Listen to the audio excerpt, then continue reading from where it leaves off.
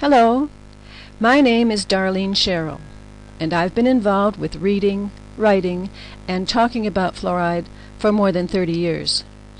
This is a message about new sources of fluoride in both foods and beverages. It's about what fluoride can do to ruin a young child's permanent teeth before you even see them, and what it can do to cripple both children and adults with a condition usually misdiagnosed as arthritis. In the summer of 1976, I thought fluoride was good for dental health and absolutely safe. Then I met a woman who said it was poison. I knew she had to be wrong. I had given my older daughter fluoride supplements years earlier, before it was added to our tap water. Why would they put poison in vitamins for toddlers? But a few weeks later, when I finally took the time to check, it was like being transported to Wonderland with Alice and the White Rabbit. The history of man's use of fluoride for dental health is so bizarre, so complicated, so far-reaching, and so important it has kept my attention to this day, because the story isn't over. In fact, it changed my life, because I learned that by avoiding fluoride as much as possible, my allergies, asthma, arthritis, and gastrointestinal problems would go away, and stay away as long as I was very careful with my diet and used nothing but distilled water for drinking and cooking. From childhood, I'd had frequent and long-lasting aching bones and severe muscle cramps in my legs, and stiff and swollen joints in my hands. At first, doctors said it was rheumatism, but later they called it rheumatoid arthritis. However, within a year of changing my diet, 10 years before even considering fluoride, all of that was gone. I have been pain-free since 1967, except for those rare occasions when I've been careless and eaten too much of something I wasn't sure about. Within hours I get the message and stop eating whatever it was. Most of the time everything is back to normal within a day or two, but it can also take months. It happened to me in 1995 from air pollution in Trinidad. Anyway, the stuff is definitely poison. Apparently, I'm one of a small percentage of people who are unusually sensitive to fluoride. I know several people who have been diagnosed with systemic fluoride poisoning, and they share many of my symptoms. Most of us have gone through a double-blind test with fluoridated and non-fluoridated water to rule out other causes. No one really knows how many people have been poisoned because there haven't been any studies capable of detecting them until the advanced stage of crippling skeletal fluorosis. Arthritis and other health problems caused by fluoride don't count when it comes to water and pesticide regulations. Only the final stage, described as crippling deformities of the spine and major joints with neurological deficits due to compression of the spinal cord. It's a lot like saying cancer is okay, as long as you're not dead. In 1977, the U.S. National Academy of Sciences, NASNRC, published a book called Drinking Water and Health. In it, they expressed concern that the then current daily intake estimates were as high as 4 to 5 milligrams. And if these estimates are accurate, people might be retaining as much as 2 milligrams of fluoride daily, which for the typical individual is enough to cause phase 3 crippling skeletal fluorosis after 40 years. Before that time, everyone thought people were still getting the same dosage they got during the 1940s, 1.5 milligrams per day in areas where there was 1 milligram of fluoride in each liter of water. At that time, they didn't have fluoride toothpaste or other dental products, and sources of fluoride other than drinking water provided only about 1/4 milligram per day. For that reason, doctors, dentists, and research scientists made assumptions based on the concentration of fluoride in a water supply, not the actual quantity of fluoride ingested by the people. Then, in 1997, the Institute of Medicine, IOM, which is also part of NASNRC, told us we've always been getting 4 milligrams per day in areas with 1 part per million fluoride in the water supply, even though they cited the same reference that reported it as 1.5 milligrams per day in 1943. It's the only reference they cite that was published prior to 1979, yet the numbers are completely different. What's strange is that in 1989, IOM's recommended dietary allowances said 1.5 milligrams per day was optimum, but warned against exceeding 4 milligrams per day in order to avoid the development of crippling skeletal fluorosis.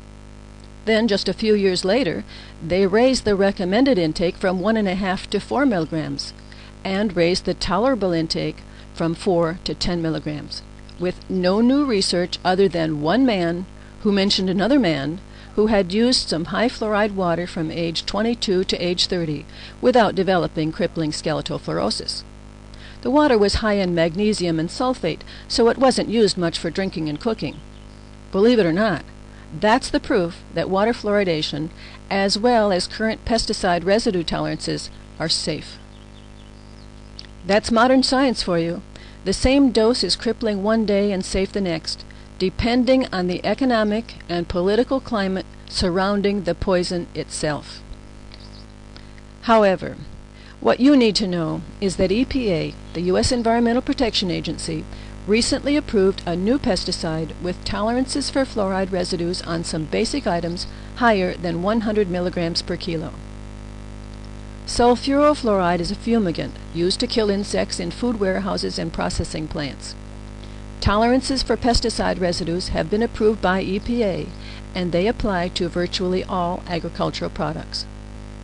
That means that if you purchase foods or beverages made with ingredients that were fumigated with sulfurofluoride, and that includes just about every item you can name, what was once relatively safe to eat is now highly questionable. Here's what happened. They were phasing out the use of methyl bromide because of concerns about the ozone layer, and one of the agribusiness giants asked for and received permission to use their product on virtually everything. EPA's pesticide division set residue tolerances for various foods and food groups, which they consider safe, as long as the end result, the total daily intake of fluoride for humans, doesn't exceed a maximum of 8 milligrams. What matters is that thanks to EPA, people who were once exposed to a maximum of about 2 milligrams of fluoride daily can now look forward to ingesting as much as 8 milligrams someday. It could be worse. About 10 years ago, the Manchester Guardian ran a story with photos of 2 children who were badly crippled because they drank water from a relatively new borehole dug too deep in an area of India known for rich mineral deposits. The water had only 11 parts per million of fluoride, but almost all the children are knock-kneed and have the brown-stained teeth characteristic of the first stages of fluoride poisoning. In China, the problem comes from air pollution because of rapid industrial development, and that translates to polluted water and food as well, even without considering artificial fertilizers and pesticides. Millions of children have already been badly crippled because of fluoride. Tea has always been a significant source of fluoride because of the nature of the plant itself. But recent analysis of green and black tea from China and India revealed it can now deliver 6 or more milligrams per cup. Meats and fish don't contain much fluoride, but their bones do. And if cooked in a liquid, the fluoride stored in those bones will contaminate the broth. If you use corned beef from a can, hot dogs, salami, processed luncheon meats, hamburger, sausage, or any ground meats that were separated from the bone by machine rather than by hand, there will be tiny little chips of bone, too small to see, and because of that, the concentration of fluoride in these processed meats can be as high as 35 milligrams per kilo. If you use a fluoride toothpaste, you will probably absorb about 1/3 of a milligram per use, providing you rinse well and spit it all out after brushing. When infants and young children get too much fluoride, any more than about 1/2 to 1 milligram per day, their permanent teeth can be so badly disfigured and damaged they'll need a lifetime of expensive cosmetic dentistry. With just a little too much, instead of translucent pearly white enamel on their 2 front teeth, they have extra white lines along the biting edge, flecks, or an overall unnaturally porous white enamel that picks up stains easily. Fluoride is one of the most abundant elements in the Earth's crust. So any time we have to take something out of the ground to manufacture something else, there will be fluoride involved in one way or the other. And that's the root of the problem. After all, what doesn't come out of the ground?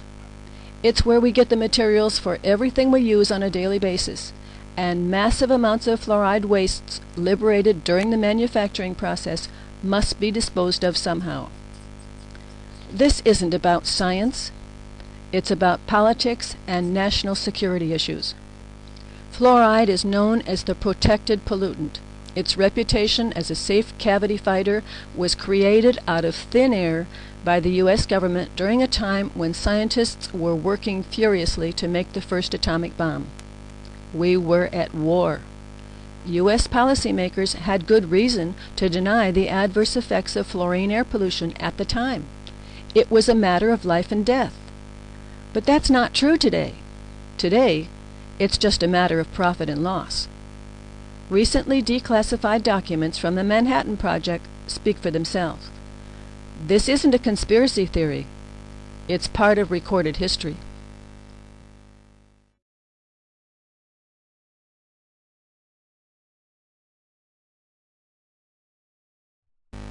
Cereals, fruit juice, and cosmetic effects. Wherever you live, chances are that most of the fluoride in your diet comes from pesticides, fertilizers, air pollution, and prescription drugs. Young children who use toothpaste without supervision or consume ready-to-eat breakfast cereals and fruit juices are especially at risk. 60 years ago, only about 10% of children who used 1 part per million fluoridated water developed the very mildest forms of dental fluorosis, not visible except to the trained eye of a dentist. Today, mild dental fluorosis is considered the norm in the United States, and for many years, dentists have been making more money fixing the damage caused by too much fluoride than by fixing the damage caused by tooth decay. At the same time, the U.S. government has decreed that no matter how badly stained and pitted your child's teeth are, it's not really an adverse health effect. It's only a cosmetic effect that occurs when infants and young children ingest more than 1 milligram of fluoride daily. The problem is, until the permanent teeth begin to come in, there's no way to know what's going on with the developing dental enamel, and no practical way to know how much fluoride a child is getting each day from the things they eat and drink. The 1991 results of the United Kingdom Total Diet Study showed that tea was the major source of dietary fluoride for adults in that country, 1.3 milligrams of the total daily intake of 1.8 milligram. More recently, analysis of ordinary black or green tea shows you can now get 6 milligrams per cup. Welcome to Wonderland. I'd like you to meet Alice and the rabbit. Once upon a time, the safety of water fluoridation was based on the assumption that people would get about 1 to 1.5 milligrams of fluoride daily from all sources combined. They told us not to exceed 4 milligrams per day, or we might eventually reach the crippling stage of skeletal fluorosis.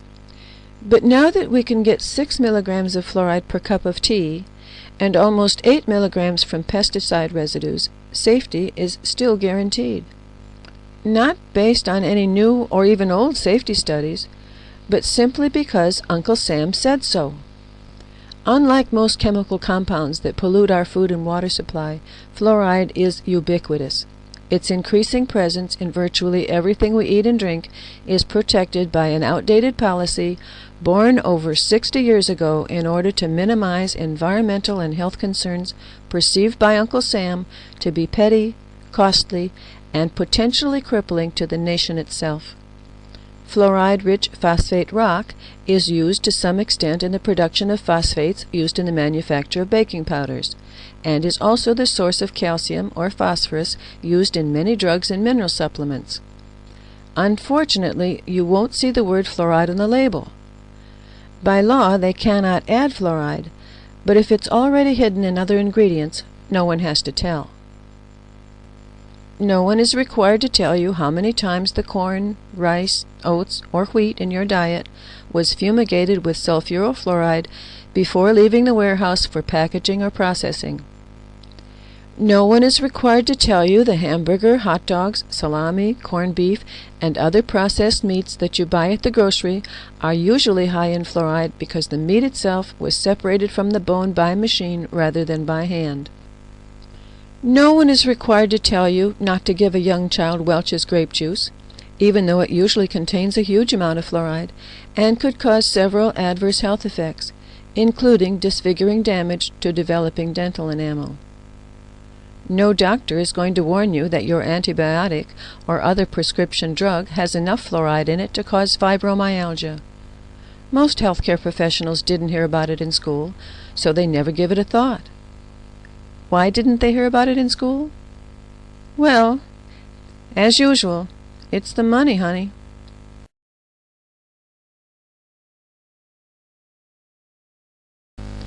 Industry and the air we breathe. Fluoride, and our perception of its safety and effectiveness in preventing tooth decay, is tied up with political, economic, and national security issues. Corporations cannot afford to protect workers exposed to fluoride on a daily basis. Governments cannot afford to admit knowing what they knew from the start. It's all very complicated, but nothing new. From this point forward, most of what you hear will have been quoted directly from books, articles, and reviews written by persons other than myself, including members of the National Academy of Sciences, the entity that interprets science for the U.S. government regulatory agencies, UNICEF, the United Nations Children's Emergency Fund, EPA insiders, and numerous other reliable sources. You may have heard of hydrogen fluoride, HF. It's a common, particularly dangerous, but relatively unknown air pollutant produced by the most powerful industries, including steel mills, iron foundries, copper, zinc and aluminum smelters, plastics manufacturers, fertilizer works, agrochemical factories, petrochemical refineries, brickworks, glass factories, coal-burning power stations, and nuclear processing plants. The use of unleaded gasoline puts more fluoride into the air. The late Dr. Jeffrey Smith said it well. If health authorities were to set air pollution standards for hydrogen fluoride, which were harmless, then certain key industries in our technologically oriented society would almost grind to a halt. This dilemma led to the most bizarre conspiracy of modern times, in which captains of industry and national security agencies combined to ruthlessly suppress evidence of the dangers of hydrogen fluoride air pollution, and cynically used a healing profession, dentistry, to promote an apparently beneficial image for fluoride. The result is that we live in an increasingly fluoridated world. The fluoride in water and toothpaste is potentially harmful. The hydrogen fluoride in contaminated air far more so. Each year, tens of thousands of tons of hydrogen fluoride create an environmental hazard more threatening than global warming or depletion of the ozone layer. And hydrogen fluoride, which can be 1,000 times more harmful than sulfur dioxide, is often a key but rarely mentioned component of acid rain. Few people living in the developed countries of the world can escape exposure to HF. Workers in more than 60 occupations are now breathing HF-contaminated air, and anyone living in the vicinity of the fluoride-polluting industries is also at risk. In 1933, Dr. Lloyd de Eds, senior toxicologist with the Department of Agriculture and lecturer in pharmacology at Stanford, published a 60-page review on chronic fluorine poisoning. He wrote, "Only recently, that is within the last 10 years, has the serious nature of fluorine toxicity been realized, particularly with regard to chronic intoxication. It is from the viewpoint of chronic intoxication that fluorine is of importance to the public health. A review of the literature shows that the public health aspect of fluorine is manifested in industrial hygiene, in agriculture, and in foods. The latter aspect of the problem is particularly important because of the recommendation and increasing utilization of fluorine compounds in agriculture. While there is no real scientific evidence for beneficial effects of any kind, we do know that fluoride is more acutely toxic than lead and almost as bad as arsenic." The late Dr. Frederick B. Exner wrote, "There has been fluorine poisoning as long as there have been plants, animals, and people. Unrecognized as such, of course, and mostly associated with volcanic phenomena or fluorine-bearing waters. Came the Industrial Revolution, and things were different. There came a wholesale pollution of air and countryside with fluorine fumes and fallout, and fluorine poisoning became an important industrial hazard. There were many sources, including glass, brick, enamel, and ceramic tile, but the worst offenders were the iron and copper smelters. The first recognized effects were on vegetation. To the majority of people bombarded with television commercials for fluoride dental products, fluoride means good dental health, and that's all. Very few people are aware of its use in pesticides, drugs, common cleaning agents, and other everyday household products. Even fewer realize that the deadly nerve gas sarin owes its toxicity to fluorine. More recently, Andreas Schold, founder of Parents of Fluoride-Poisoned Children, wrote, "Dental fluorosis is the visible sign that thyroid function was disturbed in the child during the time of enamel formation. This enamel condition will lead to increased cavities later." As a result of research into molecular biology, the art of cloning, there are hundreds upon hundreds of studies available documenting the actions of fluorides on G proteins, the on and off switches involved in cellular signal transmission. During the 1980s and 1990s, fluorides became known as the universal G protein activator.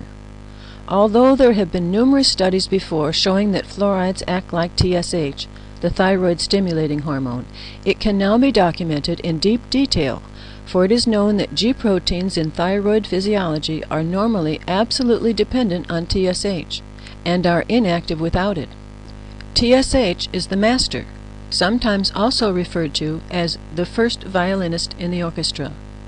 The TSH receptor is the only receptor known able to activate all G protein families, an activity directly imitated by fluoride. The Great Fluoride Scam. In an article for Far Shore News titled The Great Fluoride Scam, James Donahue wrote, "I was a child when fluoride, a byproduct from the manufacture of atomic bombs, was first introduced to the American people. Nobody told us where fluoride came from. All we knew is that it was a newly discovered chemical that would make our teeth extra hard and ward off cavities. When a free fluoride clinic was set up one summer in our school, all the kids in town lined up to have the bitter-tasting stuff rubbed on their teeth. We were pretty gullible in those days. The period immediately following World War II was a time of scientific advancement. After the inventions of nylon, rayon, plastic, and other marvelous products that replaced fabrics, rubber, and steel during the war years, people were lulled into the belief that those balding men in white laboratory jackets could solve all of the problems of the world. The belief was so strong that we blindly accepted whatever a scientist told us. Nobody dreamed that we might be victims of fraud. But alas, after years of drinking, scrubbing, and consuming fluoride-laced products, we now learn that we've been scammed. This chemical is found to be totally ineffective in preventing tooth decay. Not only that, it seems to be directly linked to a variety of medical problems ranging from discolored teeth to bone disease and cancer. In short, fluoride is a poison. This is not news to the medical world. The Journal of the American Medical Association and the New England Journal of Medicine have both reported greater incidence of hip fractures in fluoridated areas. The National Institute of Environmental and Health Services has linked fluoridation with cancer. Yamianis writes that the acceleration of the aging process by fluoride occurs at the biochemical level by causing enzyme inhibition, collagen breakdown, genetic damage, and disruption of the immune system. Fluoride interacts with the bonds which maintain the normal shape of proteins, he continues. With distorted protein, the immune system attacks its own protein, the body's own tissue. The visual and physical effects from prolonged exposure to fluoride include nausea, bloody vomit, faintness, stomach cramps, tremors, constipation, aching bones, stiffness, skin rash, weight loss, and brown or black discoloration of the teeth. The horror in this story is that fluoride was known as a deadly poison from the start. But if this was true, why would the U.S. government promote the sale of it to its own people, and later people all over the world? There is compelling evidence that the program of water fluoridation began as a massive effort to cover up bad publicity from one of the most toxic materials to emerge from the government's secret nuclear weapons program. The idea was that if fluoride could be presented to the country as beneficial, then no one could sue the government for being harmed by it. Now that the truth about fluoride is out, why haven't towns and toothpaste companies stopped dumping this terrible poison into our water and toothpaste supplies? Don't expect that to happen. This is a multi-billion-dollar industry. Nobody shuts down a money machine like that without a fight.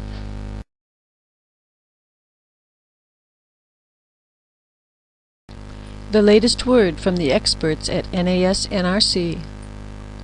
In March of 2006, the National Academy of Sciences Board on Environmental Studies and Toxicology released their 450-page review titled Fluoride in Drinking Water, a Scientific Review of EPA Standards. Here are a few examples of what they had to say. Grapes and grape products, teas, and processed chicken can be high in fluoride apart from any contribution from preparation or processed water. There appears to be general acceptance in today's dental literature that enamel fluorosis is a toxic effect of fluoride intake that, in its severest forms, can produce adverse effects on dental health, such as tooth function and caries experience. For example, the most severe forms of fluorosis manifest as heavily stained, pitted, and friable enamel that can result in loss of dental function. In more severely fluorosed teeth, the enamel is pitted and discolored and is prone to fracture and wear. The degree of porosity, hypermineralization of such teeth, results in a diminished physical strength of the enamel, and parts of the superficial enamel may break away. In the most severe forms of dental fluorosis, the extent and degree of porosity within the enamel are so severe that most of the outermost enamel will be chipped off immediately following eruption. With increasing severity, the subsurface enamel all along the tooth becomes increasingly porous.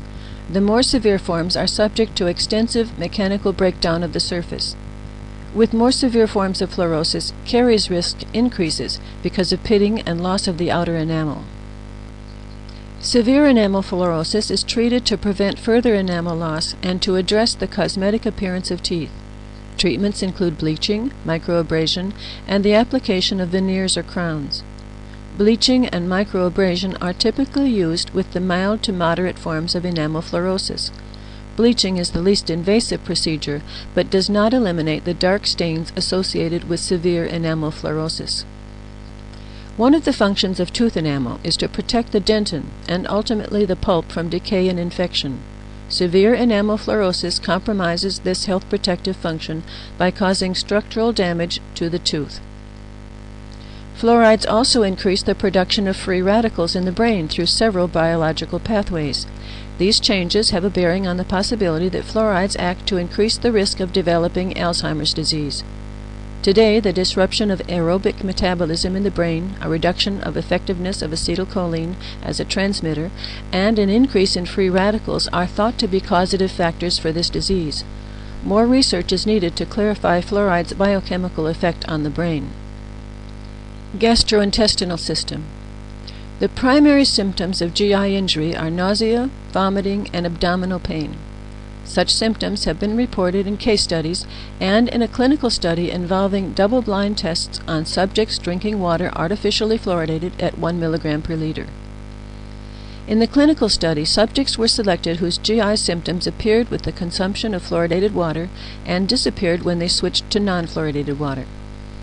A pharmacist prepared solutions of sodium fluoride and sodium silicofluoride so that the final fluoride ion concentrations were 1 mg per liter. 8 bottles of water were prepared with either fluoridated water or distilled water. Patients were instructed to use 1 bottle at a time for 2 weeks. They were asked to record their symptoms throughout the study period. Neither patient nor physician administering the water knew which water samples were fluoridated until after the experiments were completed.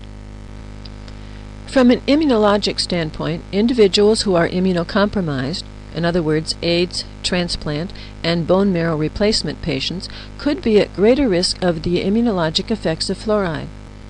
Overall, there was consensus among the committee that there is scientific evidence that under certain conditions, fluoride can weaken bone and increase the risk of fractures.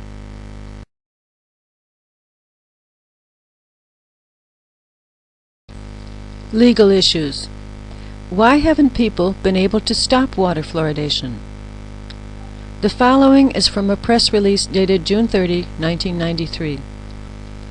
Despite serious questions on the wisdom of the city's course of action, Wisconsin Circuit Judge Peter Grimm today refused to order an end to the fluoridation of the local drinking water. In granting the city's motion for summary judgment, in a suit filed last August by the Safe Water Association, Judge Grimm ruled that he did not have the power to enjoin fluoridation, despite the fact that the evidence proved that 1. Significant scientific evidence links fluoride exposure to various adverse conditions in humans. The safety of fluoridation continues to be a matter of scientific debate and research in the areas of cancer, hip fractures, chromosomal abnormalities, and hypersensitivity. City exhibits show there are significant gaps in our knowledge of the effects of fluoride on the human body. 2. Fluoride causes dental fluorosis, which the city admits is an adverse health effect. A few percent of the general population, for the city many hundreds of children, will experience discoloring, pitting, and embrittling of their teeth due to fluoridation. 3. The city does not monitor its fluoridation program in any way to determine if it is effective. The city takes no steps to identify possible adverse effects or reactions by members of the community. The city does not know the maximum safe level of fluoride consumption or attempt to ascertain how many members of the community are exceeding that level. No physician monitors the health of citizens being medicated with hydrofluorosilicic acid.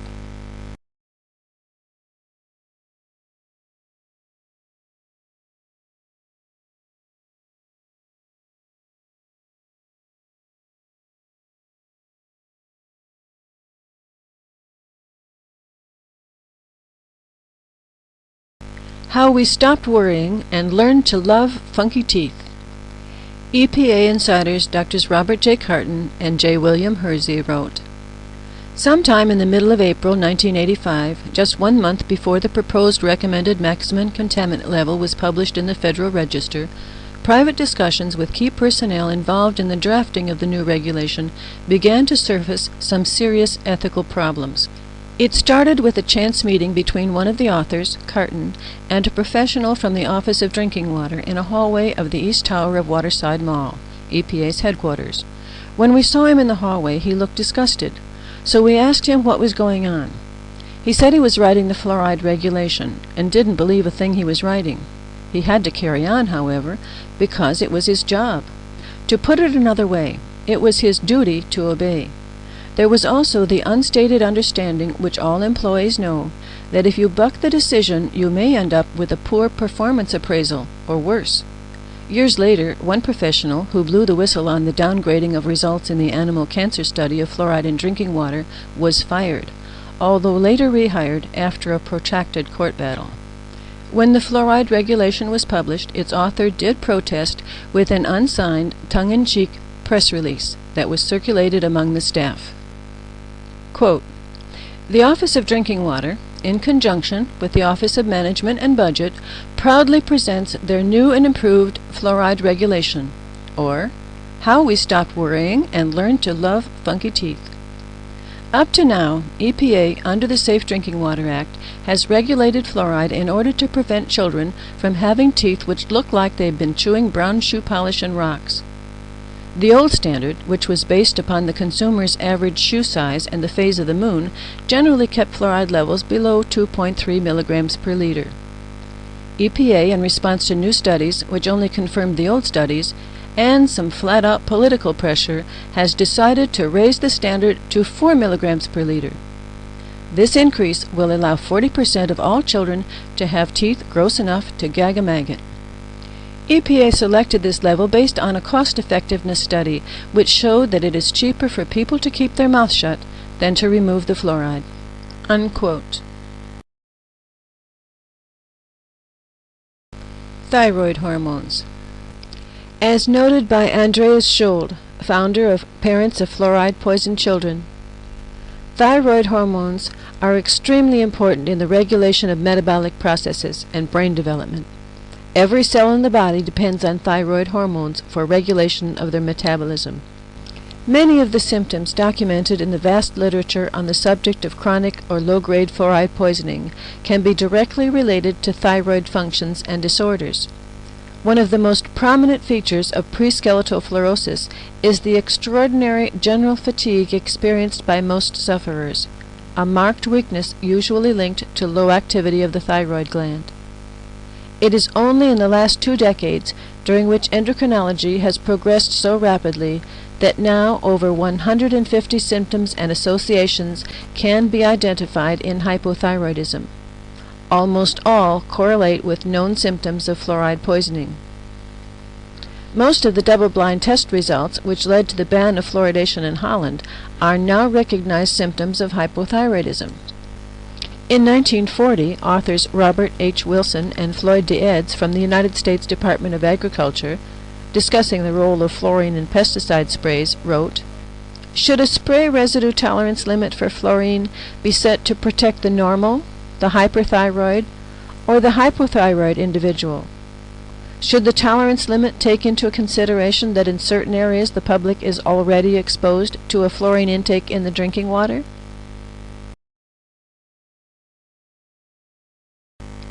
Intelligence. In September 2006, Chemical and Engineering News quoted NASNRC panel member Robert L. Isaacson, Emeritus Psychology Professor at the State University of New York, Binghamton. According to this article, generally, fluoride impairs the brain's ability to perform signaling functions, with the consequence that messages that are passed along the many pathways are likely to be incomplete or wrong. One way fluoride interferes is by disrupting the creation and breakdown of neurofilaments in the axons of neurons. Fluoride also interferes with both primary and secondary signaling in the nervous system. Fluoride may also increase the number of plaques and tangles in the brains of adults, which could contribute to dementia. In several studies using rats, chronic exposure to sodium fluoride or aluminum fluoride in drinking water led to plaques and tangles in the rats' brains that are similar to the abnormalities found in Alzheimer's patients. Furthermore, it appears very likely that exposure to fluoride in the womb and throughout early life lowers intelligence. Epidemiological studies suggest that fluoridation of drinking water decreases the number of children at the very bright end of the IQ spectrum and increases the number in the low IQ region. UNICEF, the United Nations International Children's Emergency Fund. Fluoride in water, an overview. In many countries, fluoride is purposely added to the water supply, toothpaste, and sometimes other products to promote dental health. It should be noted that fluoride is also found in some foodstuffs and in the air, mostly from production of phosphate fertilizers or the burning of fluoride-containing fuels, so that the amount of fluoride people actually ingest may be higher than assumed. It has long been known that excessive fluoride intake carries serious toxic effects, but scientists are now debating whether fluoride confers any benefit at all. Fluoride was first used to fight dental cavities in the 1940s. Its effectiveness depended on 2 grounds. 1. Fluoride inhibits enzymes that breed acid-producing oral bacteria, whose acid eats away tooth enamel. This observation is valid, but some scientists now believe that the harmful impact of fluoride on other useful enzymes far outweighs the beneficial effect on caries prevention. 2. Fluoride ions bind with calcium ions, strengthening tooth enamel as it forms in children. Many researchers now consider this more of an assumption than fact, because of conflicting evidence from studies in India and several other countries over the past 10 to 15 years. Nevertheless, agreement is universal that excessive fluoride intake leads to loss of calcium from the tooth matrix, aggravating cavity formation throughout life rather than remedying it, and so causing dental fluorosis. Severe, chronic, and cumulative overexposure can cause the incurable crippling of skeletal fluorosis. Dental fluorosis, which is characterized by discolored, blackened, mottled, or chalky white teeth, is a clear indication of overexposure to fluoride during childhood when the teeth were developing. These effects are not apparent if the teeth were already fully grown prior to the fluoride overexposure. Therefore, the fact that an adult may show no signs of dental fluorosis does not necessarily mean that his or her fluoride intake is within the safety limit.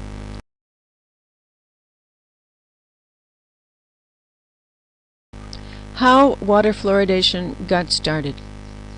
According to Gary Null, Now, Dean remembered McKay and Black's claims that fluorosis victims' mottled, discolored teeth were especially resistant to decay. He came up with the notion that fluoride added to the water supply at the magic threshold dosage of 1 part per million would prevent tooth decay while avoiding damage to bones and teeth.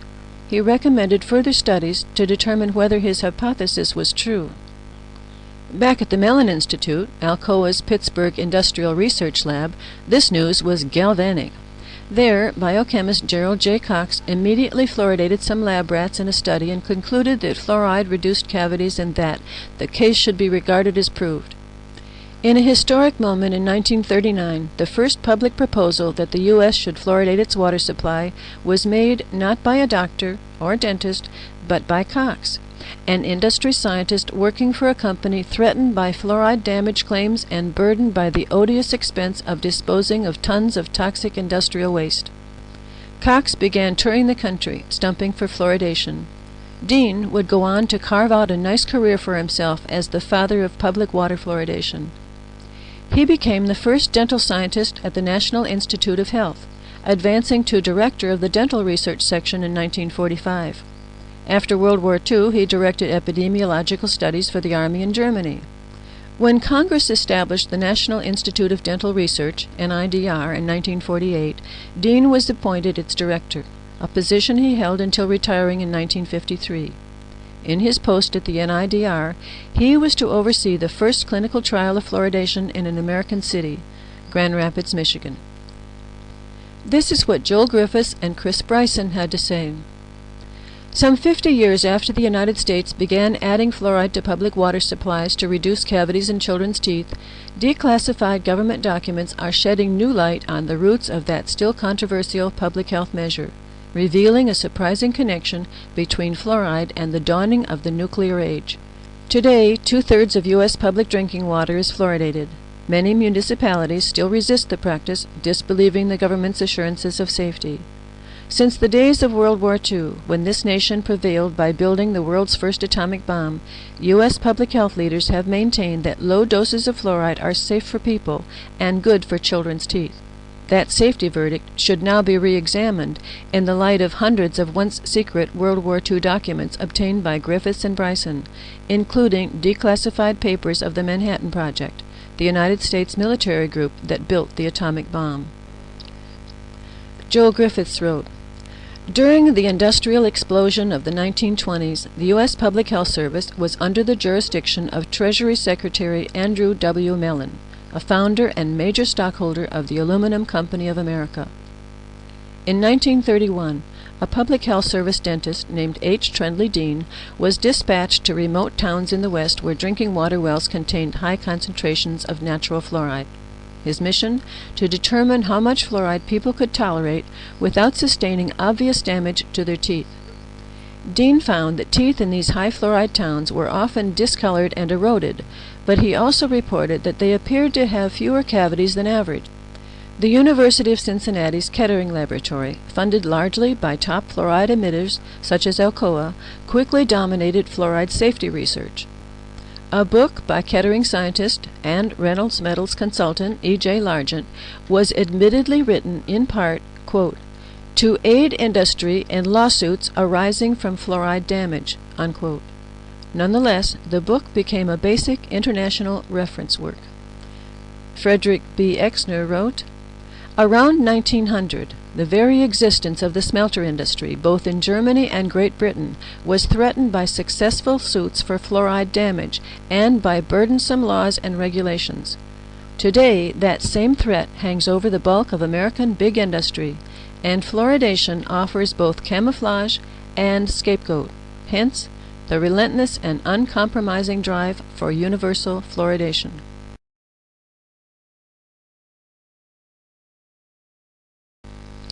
Fluoride, the Journal of the International Society for Fluoride Research. Guest editorial by Andreas Scholl, November 2005. In the physiology of human development, the importance of thyroid hormone is especially evident in the central nervous system, in which TH deficiency during the fetal and neonatal periods can lead to morphological and functional abnormalities, the most severe manifestation of which is cretinism. Understanding thyroid hormone metabolism is essential in understanding fluoride toxicity. Further research, be it on dental or skeletal fluorosis, effects on IQ, oxidative stress, etc., should focus on this matter with utmost urgency, since it is here that all observed adverse effects can be explained, thereby leading to a new toxicological assessment of fluorosis and, most importantly, proper treatment and prevention. Brain development. On July 18, 2004, England's Sunday Express published an article by Lucy Johnston, health editor. It contained the following. Dr. Peter Mansfield, a GP and director of the Good Healthkeeping Service at Louth, Lincolnshire, studied more than 100 children with behavioral problems. He discovered those with high levels of fluoride in their bodies were more likely to have developmental and behavioral problems. Once the fluoride was taken out of their diet, they got better. He said, "This is very worrying. Fluoride is toxic and could cause mental problems. It could be that thousands of children are underperforming as a result.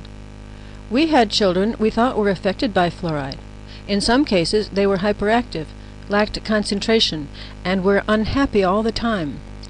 We tested them and quite clearly demonstrated that fluoride was causing their problems.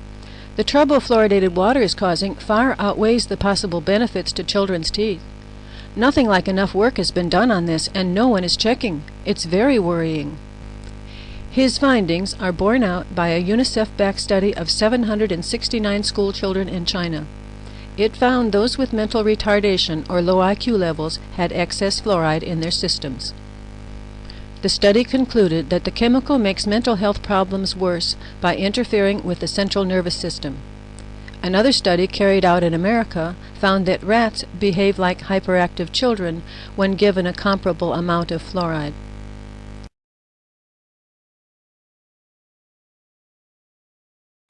The U.S. economy.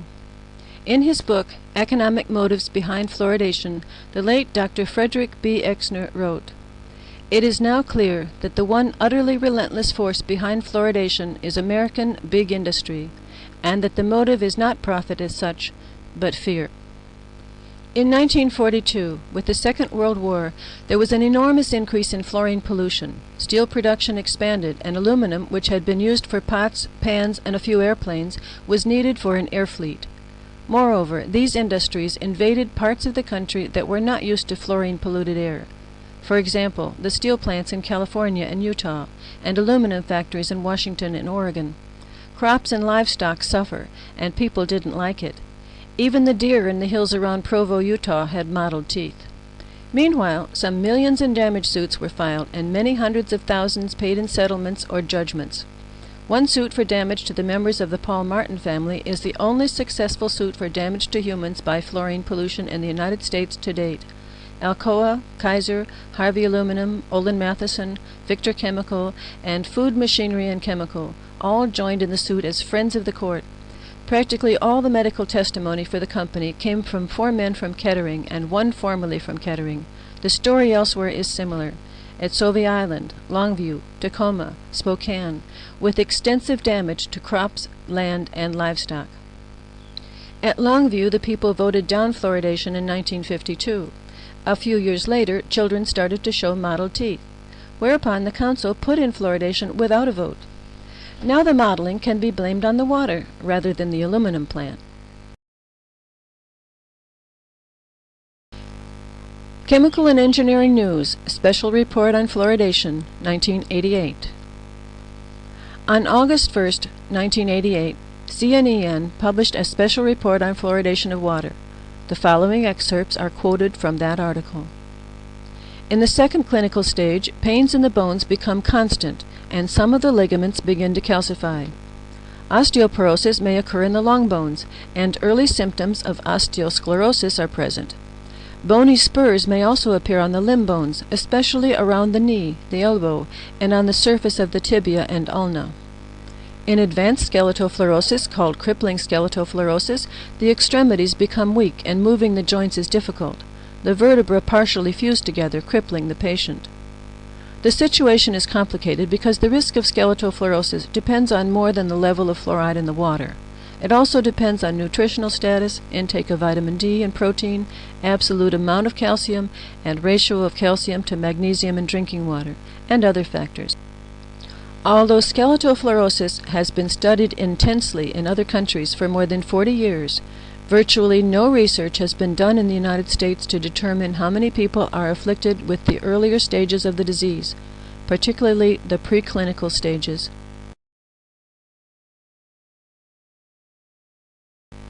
The Natural Resources Defense Council. In the fall of 2004, the Natural Resources Defense Council published a review of Chris Bryson's book, The Fluoride Deception. Here's what it said. Ever wonder about fluoride? Most of us believe the substance is a harmless dental panacea, found in toothpaste and fortified water. To industry, fluoride signifies something else entirely. Used to produce and refine aluminum, zinc, uranium, refrigerants, aerosol propellants, insecticides, fertilizers, waterproof coatings, lubricants, firefighting foams, and pharmaceuticals, this adaptable chemical has made fortunes for DuPont, Alcoa, General Motors, and other manufacturing giants. Fluoride has also been key to our nation's ascent to military dominance. Without fluoride, the mighty industry that built airplanes and munitions during 2 world wars would have been hobbled. Equally significant, without the innovative fluorine-based compounds concocted in corporate and academic research laboratories, the United States might not have been the first to build the atomic bomb.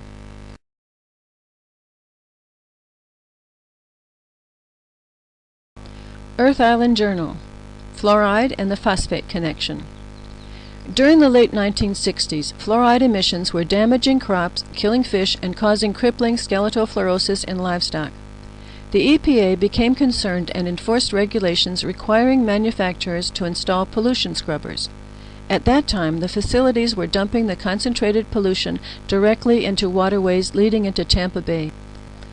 In the late 1960s, EPA chemist Irvin Bellick worked out the ideal solution to a monumental pollution problem. Because recovered phosphate fertilizer manufacturing waste contained about 19% fluorine, Bellick concluded that the concentrated scrubber liquor could be a perfect water fluoridation agent. It was a liquid and easily soluble in water, unlike sodium fluoride, a waste product from aluminum manufacturing. It was also inexpensive. By 1983, the official EPA policy was expressed by EPA Office of Water Deputy Administrator Rebecca Hanmer as follows. In regard to the use of fluosilicic acid as a source of fluoride for fluoridation, this agency regards such use as an ideal environmental solution to a long-standing problem. By recovering byproduct fluosilicic acid from fertilizer manufacturing, water and air pollution are minimized, and water utilities have a low-cost source of fluoride available to them.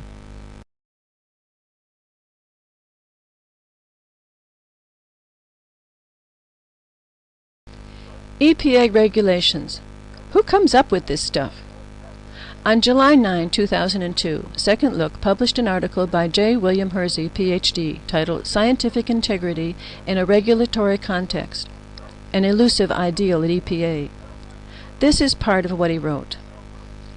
There may be a court-ordered schedule of rulemaking facing our office management, and it might involve setting what amounts to a safe exposure level for humans or other species. On occasion, a manager has his or her own idea of what that safe level should be, or the manager gets orders from up the line, perhaps even the White House or Capitol Hill, that the safe level is some particular value. This is not hypothetical. This has happened and continues to happen. The manager then comes to a staff scientist and says, "This is the safe level that we are going to propose in the Federal Register. Write me a justification for it." What is sometimes overtly stated, sometimes not, is, "And I don't care what the literature says. My bosses have given me instructions on this, and if you want to stay on my good side, and if you want to see some award money, you will craft for me an elegant justification for this safe level."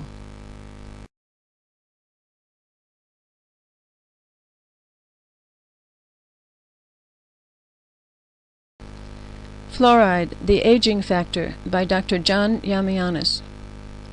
In this book, the late John Yamianis, Ph.D., explains the nuts and bolts involved with fluoride poisoning.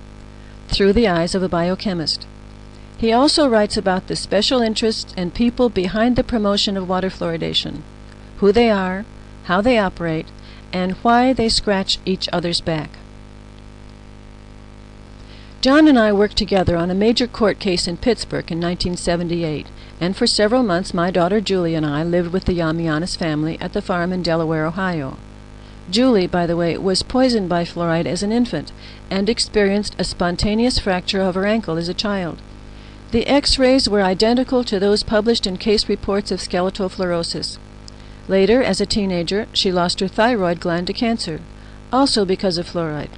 I myself lived with arthritis, allergies, and gastrointestinal problems from age 7, almost died in anaphylactic shock at age 18, and had symptoms suggesting a series of small strokes by age 25. After an EEG showed clear evidence of poisoning by some unknown chemical, I changed my diet. Within a year, all of my health problems had disappeared. The twisted joints in my hands were permanent reminders, but my arthritis was gone. And it stayed gone as long as I avoided fluoride as much as possible. Then, at age 54, I discovered the joys of fibromyalgia caused by fluoride air pollution. For 3 months, the pain was excruciating and relentless. Justice Flaherty was thoroughly convinced that water fluoridation was increasing the cancer death rates, but when he issued an injunction to stop it in Pennsylvania, he discovered the courts don't have jurisdiction, because water fluoridation is considered a legitimate police power of the state. At about the same time, Michigan became the first state to repeal its mandatory water fluoridation law, giving citizens the right to vote rather than forcing it on them. This came about after I persuaded Governor Milliken's staff there was evidence that although the concentration of fluoride in the water supply hadn't changed, the concentration in food had increased dramatically. 2 committees were appointed to look into the matter, and then Michigan's Toxic Substance Control Commission got involved and issued a warning. At one point, the director of the Michigan Department of Public Health gave radio and newspaper interviews supporting my point of view about runaway dosage, way back then. Then he quit his job and took another at the department. The story made headlines in several newspapers, and my husband stopped telling me I couldn't fight City Hall. I was lucky. The legislature was revising the health code. All they had to do was leave out the part about mandatory water fluoridation. The Michigan Dental Association, the American Dental Association, and numerous other individuals and groups did their best, but it wasn't enough. The people would decide. In August 1983, the big guns got together for a symposium at the University of Michigan. According to Dr. Yamianis, the stated purpose of the meeting was to discuss the status of organized opposition to fluoridation, to analyze probable motives influencing the anti-fluoridation movement, to assess the need for a national fluoridation strategy, to develop political and legal strategies for the defense and promotion of fluoridation, and to evaluate past legal and political pro-fluoridation initiatives, focusing on the defeats as well as the victories.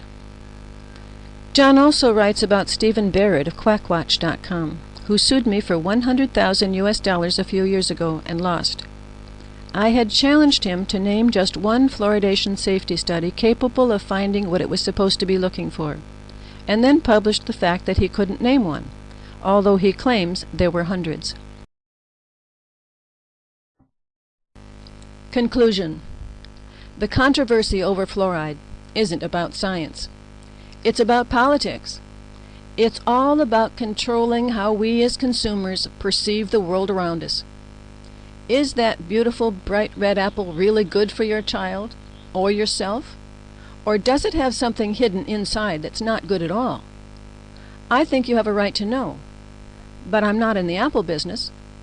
I also think it's time for the U.S. government to admit they made a mistake with fluoride, but I'm not in charge of national security or the economy either. Well, that's the end of my message.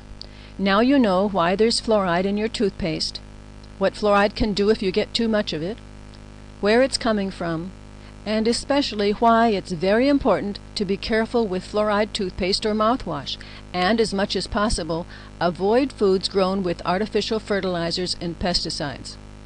If you need a prescription drug, ask for one that doesn't contain fluoride in its chemical structure. And be wary of mineral supplements that don't show the fluoride content on the label. If you live in an artificially fluoridated area, each liter of water will provide about 1 milligram of fluoride, 1 part per million. If you have your own well, it could be as little as 0.2 milligrams, or, very rarely, as much as 8 milligrams per liter. But ordinary well water tests don't involve fluoride. EPA's Drinking Water Division set an enforceable maximum concentration of 4 parts per million for municipal drinking water supplies. But their Pesticide Division allows as much as 130 parts per million, almost 60 milligrams per pound from sulfurofluoride pesticide residues in or on our food. It isn't possible to avoid fluorides altogether.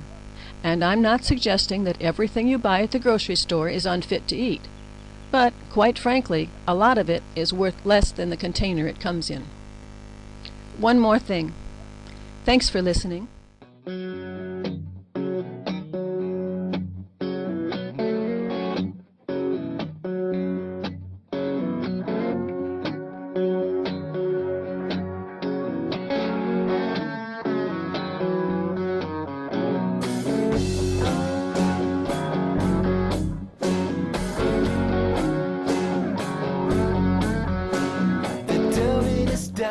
Putting aspartame in our drinks and fluoride in the toothpaste and the water until we